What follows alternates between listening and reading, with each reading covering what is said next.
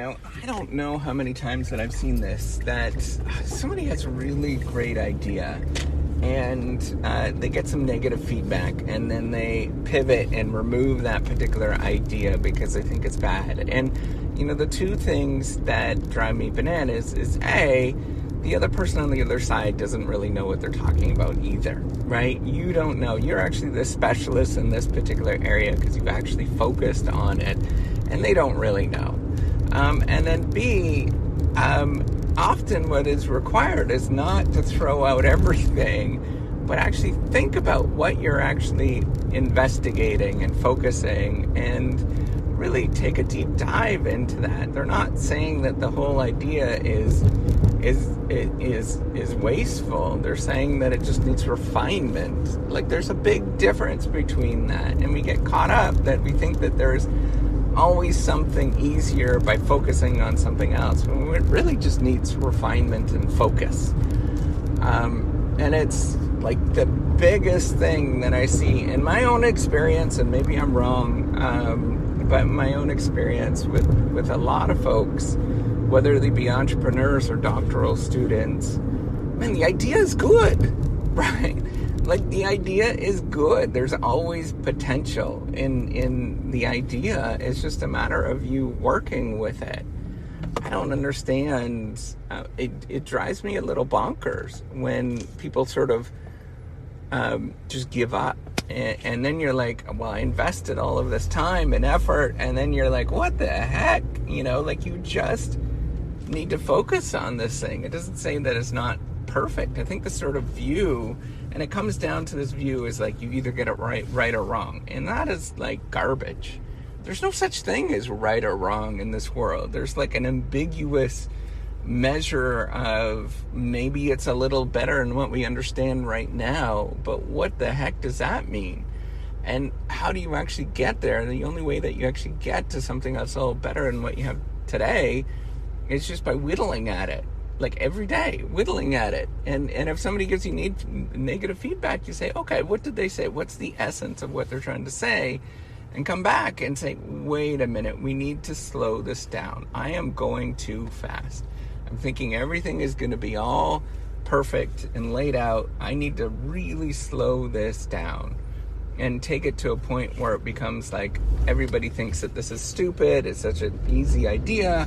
Why am I actually doing this thing? And then when you get to that point, you say, wait a minute, maybe I need to make this just slightly more complicated. Because if you make it a little more complicated, then everybody's like, I don't know what you're talking about.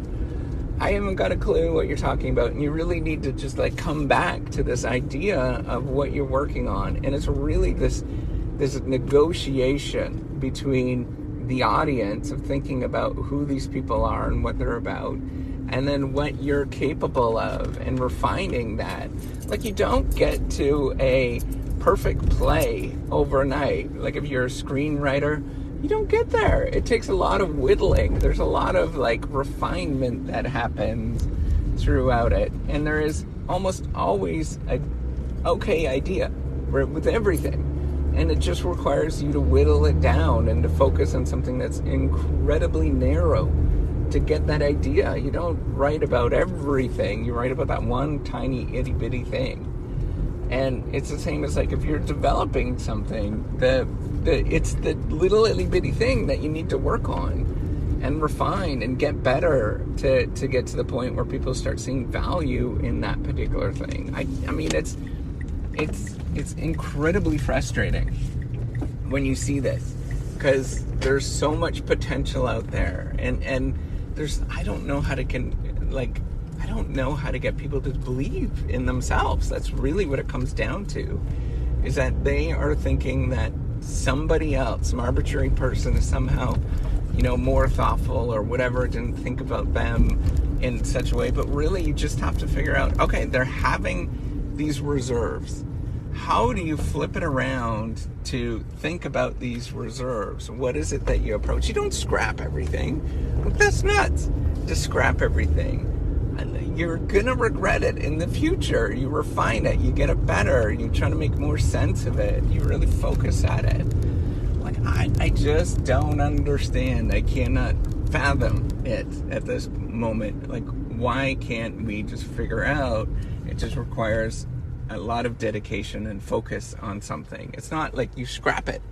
And I see this all the time with research papers, right? Like, the data that we have, we've got sort of this tension between what is going on with the theory, the theoretical idea, which is kind of like the overarching big thing, and then what is going on with the specific context. I know lots of you probably don't really get that, but there's a difference between, say, studying the housing market versus studying the sentiment behind consumers and how they feel about something. And they are interrelated. You study the housing market by, study sentiment of consumers by looking at the housing market. You don't, it's not the other way around. Now, you could specifically focus on the housing market, but there's no theoretical contribution to what you're actually saying. And how do you get there?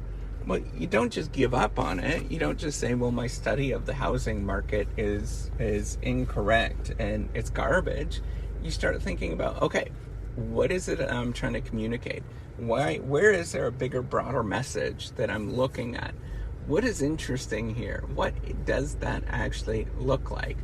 And if you get one negative feedback, or if you get 3 or 4 negative feedbacks, you don't just stop. You just keep working at it. You refine it to the point that it actually becomes something better. And the reason is other people cannot see what you're talking about until you get the right language, until you sort of come together and make sense of what you're trying to do. Like, it's frustrating, I'll tell you that, because I think the potential is there for everybody to do really cool things, but they're just getting pushed around by either external reviewers, or pushed around by the new theories that they're reading or whatever. And you really just need to sit back and say, what am I about? What is this? What am I doing here? I need to really focus on this thing and come up with a cool, interesting idea. So that's all I want to say is, it just requires a lot of work, and you need to just keep focusing. Keep that focus. Don't give up on yourself. Just every day, keep whittling away at it. And your goal is not to get there tomorrow. Your goal is to get there in 3 decades, where somebody understands what you're about and they finally say, wait a minute, that was actually a clever idea. How come I didn't think of it? Ultimately, that is your goal, no matter what you're working on. All right, take care and have a wonderful day. Bye.